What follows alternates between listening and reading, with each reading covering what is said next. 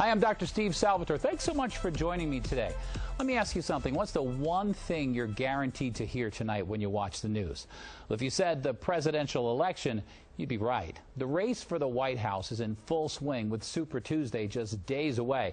You know what I'm always amazed by is how quickly the presidents seem to age when they get into office. Let me show you what I mean. They don't call it one of the toughest jobs in the world for nothing. Take a look at Ronald Reagan the day he took office. Now take a look at the day Reagan left. Pretty different, huh? Well, now check out George W.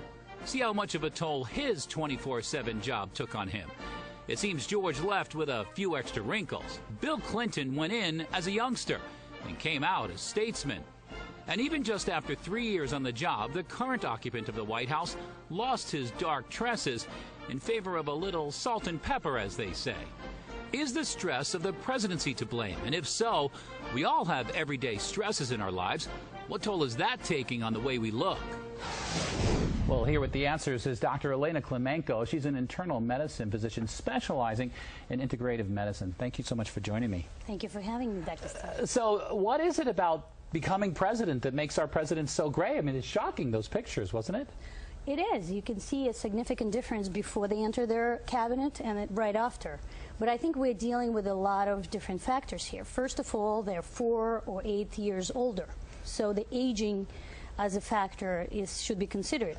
But also think about how much stress that our president's exposed to, juggling between military operations, economical crisis, all those things 24/7. So of course the stress would age them faster. Right. So I agree with you. I think it's this combination also. Our presidents are at that age, you know, where they kind of look young when they start, and then they're a little bit older by the time they finish, especially if they do 2 terms. It's incredible. All right. So let me ask you then, do you think that this stress affects their lifespan? Do you think these guys are going to, you know, have a shorter life because of it? Well, it's a good question, actually. I'm glad you brought it up. That's the misconception, that presidents live shorter life. Actually, the research showed that 2/3 of the presidents lived or continued to live longer than the average American fellows of their age. So they live longer. Why? Because they take care of themselves? Because they manage their stress? I think there's multiple factors. The 3 major things that it will impact the president's or anybody's longevity is the economical situation, their level of education, and access to the best medical care. All those 3 factors our presidents have a wonderful access to. Right, but some of us don't, right? So for the average guy at home who's stressed out, who has a lot of pressure, whether it be work or family issues, what's the best way for the average person to deal with their stress?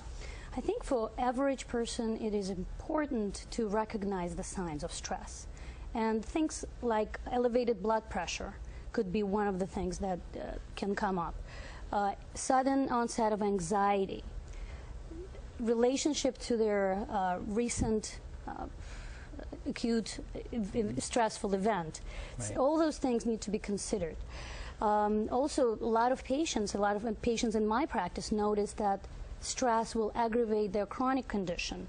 People with chronic back pain know it better than anybody. If they're exposed to certain stress, they will have aggravation of their symptoms. Yeah, I mean, for me, I notice when I'm stressed, I don't sleep very well. So what I do is I try to get some exercise. That works great for me. But even just going for a walk or taking that time every day, it really does make a difference. Absolutely. There's several things you can do to diminish their negative effect of stress. First, exercise, and as we know, all our presidents take a good care of themselves, exercising daily or on the regular basis. Number 2, they have to eat healthy food. More whole foods, organic foods when it's possible, diminish sugar intake, drink more water, things like this. Stay out of preservatives. I want to show a picture. You know, we teased about this idea of going to age me. I want to show you what I'm going to look like when I'm a little bit older. But check this out. I mean, I'm lucky I still have my hair in place, but I guess this is a result of the fact that I don't smoke.